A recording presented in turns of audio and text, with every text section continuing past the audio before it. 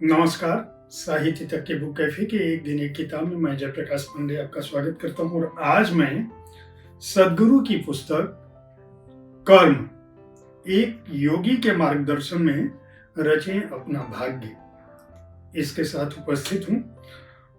यह inner engineering के New York times के बेस्ट सेलिंग लेखक सद्गुरु की कर्म पर आधारित पुस्तक है।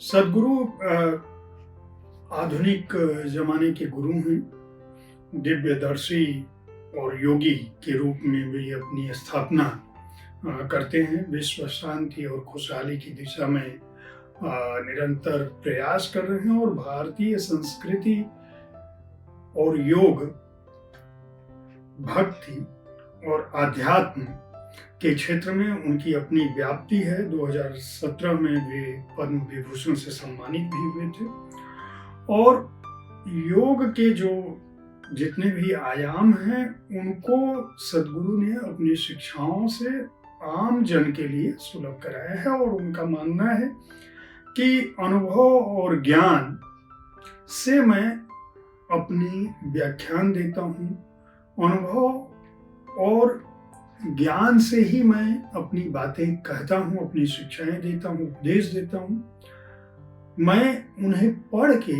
नहीं जानता या दूसरों के अनुभवों को नहीं लोगों के सामने रखता हूँ। कई स्वयंसेवी संस्थाओं से भी जुड़े हैं और अपने जीवन को उत्सव की तरह से जीते हैं। अंग्रेजी में यह पुस्तक उन्होंने पहले लिखी थी, ये हिंदी अनुवाद है। इसमें उन्होंने कहा है कि कर्म व्यक्ति स्वयं बनाता है। वो कहते हैं कि भाग्य जैसी कोई बात नहीं है, क्योंकि जो जैसा आप कर्म करते हैं वैसा ही आपका जीवन बनता चला जाता है। लेकिन सद्गुरु ये भी कहते हैं कि कर्म का जो बोझ है या कर्म का जो फल है या कर्म का जो परिणाम है वह कई जन्मों तक आपके साथ साथ चलता है। यानी भले ही वह भाग्य नहीं है, भले ही वह ईश्वर प्रदत्त नहीं है, लेकिन आप जैसा कर्म करते हैं उसका परिणाम आपको निश्चित तौर पर भुगतना होगा और उसी कर्म से आपका जीवन बनता है।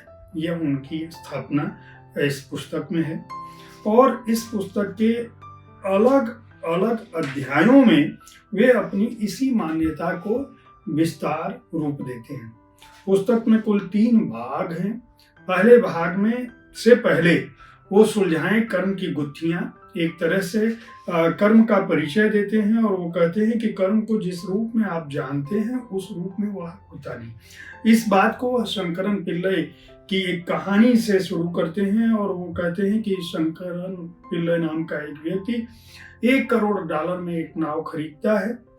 यहाँ से वो कर्म की जो गुत्थी है उसको सुलझाने की कोशिश करते हैं और वह अपनी पत्नी के साथ, नवविवाहिता पत्नी के साथ समुद्र में जाता है और घूमने लगता है। अचानक उसकी नाव टकराती है और वो दोनों डूबने लगते हैं। फिर वह अपने को निर्जन चट्टान पे पाता है। ऐसे छोटे से द्वीप पर के टुकड़े पर वह जा बैठते हैं पति पत्नी, जहाँ कोई नहीं है, जंगल है। पत्नी बहुत परेशान होती है, लेकिन शंकरन पिल्लई वह जो है ध्यान लगाने की कोशिश करता है, योग निद्रा में बैठ जाता है और बहुत शांत रहता है। पत्नी हैरान परेशान होती है और कहती है कि तुम इस तरह से इतने शांत क्यों हो? तो वह बताना शुरू करता है कि तुम मेरी जिंदगी के बहुत सारे किस्सों को नहीं जानती हो। और फिर वह किस्सा बताता है कि मैं जब पहली बार तुमसे शादी किया उससे पहले भी मेरी एक जिंदगी थी। जब मैं स्टूडेंट था तो पढ़ाई के लिए लोन लिया और वो लोन चुकाने के बाद पहले ही मैं भाग गया न्यूयॉर्क। फिर मैं वहाँ से कैलिफोर्निया चला गया, वहाँ से मैंने एक कार खरीदी और कार का लोन चुकाए बिना फिर वहाँ भाग गया।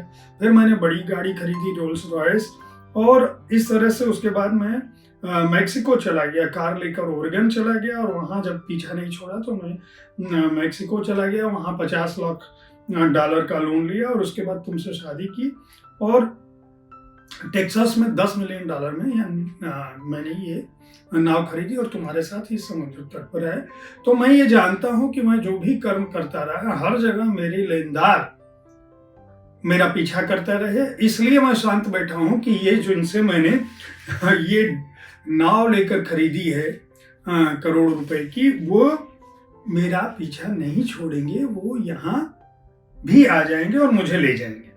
अब वो कहते हैं कि कर्म ऐसे ही है, यानी उसका जो वो पीछा करता है उससे आप बच नहीं सकते। इस परिचय के साथ सदगुरु अपनी इस पुस्तक के अलग 3 भागों में कर्म को लेकर विस्तृत व्याख्या देते हैं। बहुत सहज और सरल शब्दों में वो समझाते हैं, पाठकों के लिए टिप्पणी करते हैं। टिप्पणी के साथ वो बताते हैं कि कर्म जो है एक शाश्वत पहेली है, इच्छा शक्ति ही कर्म का आधार है।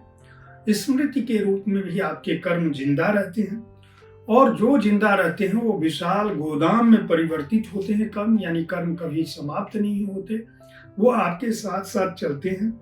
और कर्म के नाटक की शुरुआत क्या है यह बताते हैं। भाग 2 में वो फिर पाठकों के लिए एक टिप्पणी करते हैं और बताते हैं कि अगर आपने इस खंड को पढ़ लिया है तो अब आप आगे जा सकते हैं, यानी अपने कर्म को कैसे दिशा दे सकते हैं। उसके लिए वो कर्म योग की बात करते हैं, कर्म योग और भौतिक शरीर को बताते हैं, कर्म योग और मानसिक शरीर की बात करते हैं, कर्म योग और ऊर्जा शरीर की बात करते हैं। वो कहते हैं कि हमारे शरीर के जितने भी स्तर हैं, भौतिक, मानसिक, सूक्ष्म, ये सब जो है हर स्तर पर कर्म को संग्रहित करते रहते हैं। हम जो सोचते हैं, हम जो विचारते हैं, हम जो करते हैं, उनके अलग अलग चरण हो सकते हैं, लेकिन कर्म के साथ उनका जुड़ाव बहुत अद्भुत है। हम जैसा सोचते हैं वैसा बन जाते हैं। फिर वो पाठकों के लिए तीसरे भाग में टिप्पणी करते हैं, कर्म संवाद करते हैं, और कर्म और वेश्या के आभूषण के साथ एक तरह की तुलनात्मक स्थिति रखते हैं।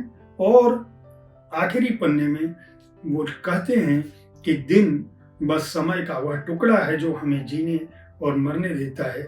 चलिए इस दिन हम जीते हैं और पूरी तरह जीते हैं, यानी वर्तमान को जीते हैं। यह पुस्तक जो है वह पेंगुइन रैंडम हाउस इम्प्रिंट के तहत पेंगुइन बुक्स ने ही प्रकाशित की है। मूल्य 250 रुपये है। पृष्ठ संख्या है 224। हिंदी में इस पुस्तक का अनुवाद जो है वह किसने किया है यह कहीं नहीं लिखा है। शायद ईशा फाउंडेशन ने ही इसका अनुवाद कराया है, इसलिए अनुवादक का नाम यहाँ पर नहीं है। ईशा हिंदी पब्लिकेशन ही लिखा है अनुवादक के रूप में। दीपक चोपड़ा का दावा है कि यह पुस्तक कर्म की गुत्थियों को सुलझाती है और जीवन की उलझन भरी राहों में आपको आगे बढ़ने का सूत्र बताती है। और ये एक ऐसी पुस्तक है जिस पर आंख मूंद कर भरोसा किया जा सकता है। उम्मीद है साहित्य तक का यह एपिसोड आपको पसंद आया होगा। इस कार्यक्रम में आप किस तरह की पुस्तकों की चर्चा चाहते हैं, इसके बारे में अपनी राय से हमें जरूर अवगत कराएं। हमारी कोशिश होती है कि विविध विधाओं की पुस्तकों के साथ आपके पास हर दिन पहुंचूं, ताकि आपको अपनी पसंद की पुस्तक चुनने में आसानी हो। पुस्तकें खरीदते रहें, पढ़ते रहें, अपने को ज्ञानवान बनाते रहें और अपने जीवन को सजग और सुचारू रूप से, सुखी रूप से व्यतीत करते रहें। यही हमारी कोशिश है।